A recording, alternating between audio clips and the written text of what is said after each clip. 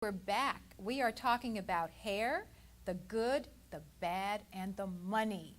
And I have a great panel of guests here with me today, Crystal, Cheryl, and Kelly. We are in the middle of a great conversation.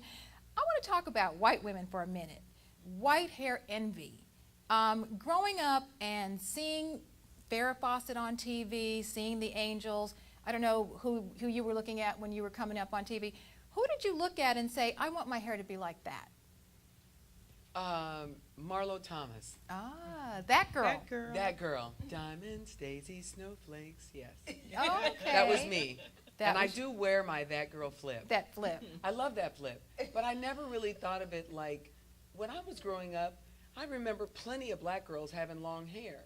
I didn't look at the hair and think, I want that hair because it's a white woman or white hair envy. I just liked that style. But that hair was straight. That hair was straight. But That hair was not, I'm saying that hair was not African hair. No, that hair was not African. But honestly, where I grew up in Tacoma, Washington, Okay. everybody got their hair straightened. I don't Okay. remember anybody who wasn't getting their hair straightened. That was or right. anybody that was wearing natural hair. As soon as our families could get a straightening comb on our heads, they were straightening our hair. I don't remember a particular person that I wanted to have white girl hair like. What I envied about white girl hair was that they could wash it, blow dry it, and go. It didn't take the hours that it Right. takes to do black women hair, Right. either straightening or perming or braiding, which is what I have, the double strand twist. Right. 5 hours. 5 hours. Besides, that doesn't 5 include- hours to be natural. Yes, 5 hours to be natural. Yes, yes. That doesn't include the drive there, the drive back, and the process of getting hair. Yeah, so I can't remember any, but just the fact that it seemed like it was easy, although when I'm at a different gym that doesn't have a lot of black girls, so I've never experienced seeing girls straighten the hair at the gym. So my gym has a lot more Caucasian. What is the proper way to say this? Is it Caucasian or you say white? What do you say? Just white girl. White girl. Okay, I'm sorry. White girl. And they're always having to blow dry. I figure they're probably deaf by now. By the time they reach 30 or 40, they have to be deaf because that blow drying every day. Otherwise, Right. Well, what fascinated me was the fact that they can wash their hair every day. Yeah. Now I had, when the first time I remember having some white friends, and they were like, aren't you going to wash your hair? I'm like, no, wash my hair. I can't wash my hair. And they said, you don't wash your hair every day? I'm like, no.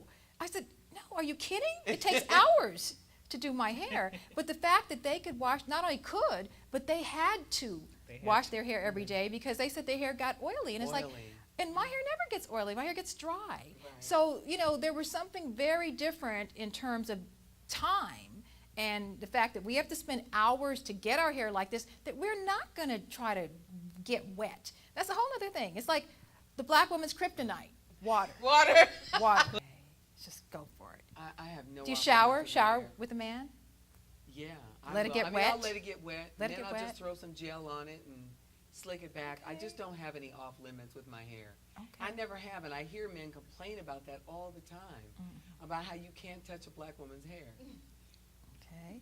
No, I don't have any off limits, but I never had any off limits. And I think men are just conditioned not to touch your hair.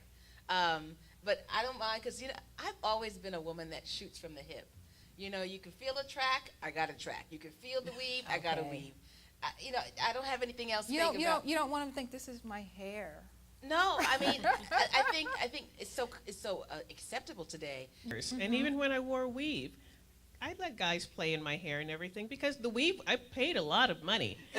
And the weave was not going to come out. Nothing was coming out. Otherwise, I'd be right back down at Elgin's salon saying my weave is coming out or something like that.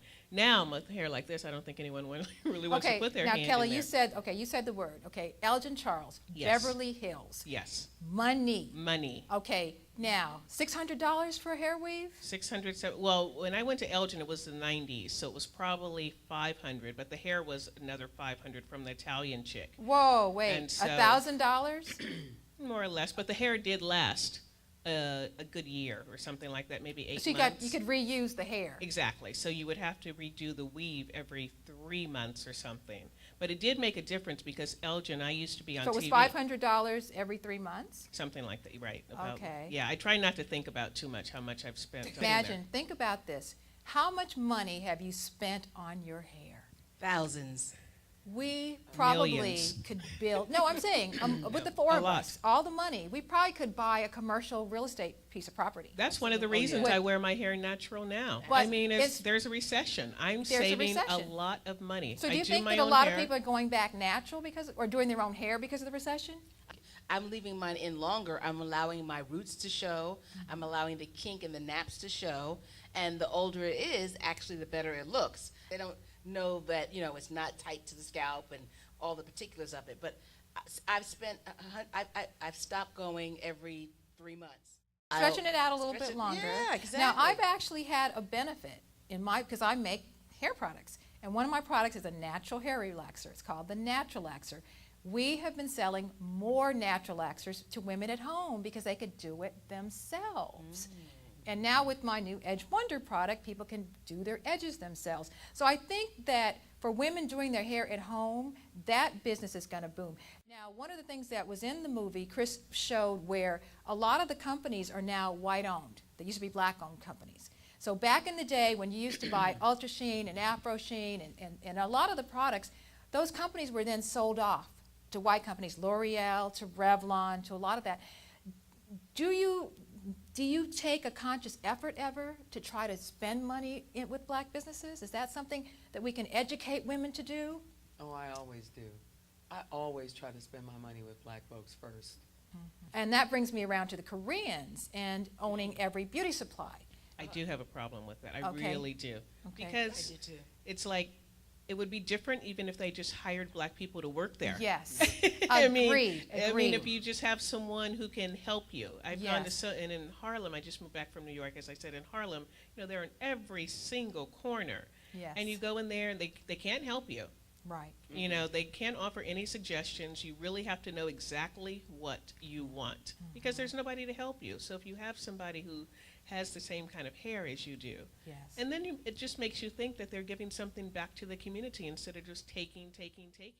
As the one going into the store, if we go in and we continue to buy in the Korean beauty supply, and they don't have to hire anybody.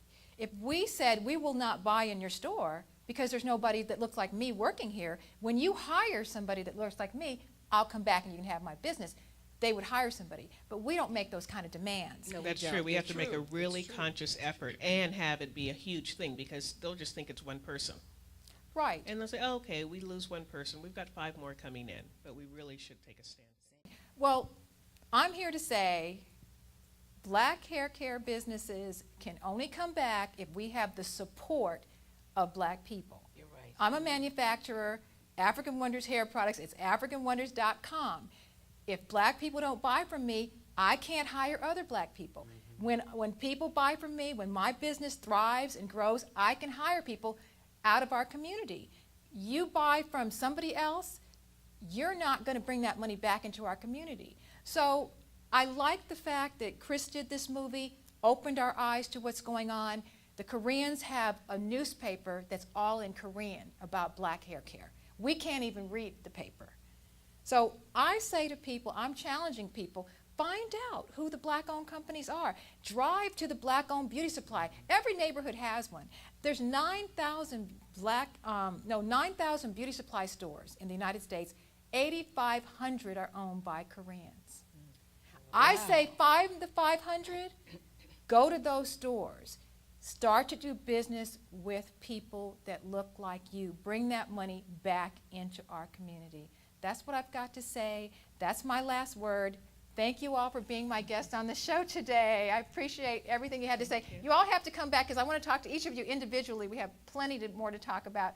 That was our show, and stay tuned. We're going down to visit a man who knows everything about hair, how to make hair product. He is the original inventor of what we came to know as the Jerry curl. It was originally the California curl. He's also the man that went to Africa and brought back the Afro pick. Stay tuned. We're going to talk to Mr. Willie Morrow, who's in Chris Rock's movie, when we come back in just a moment. Thank you all so much for being here. You are a great guest.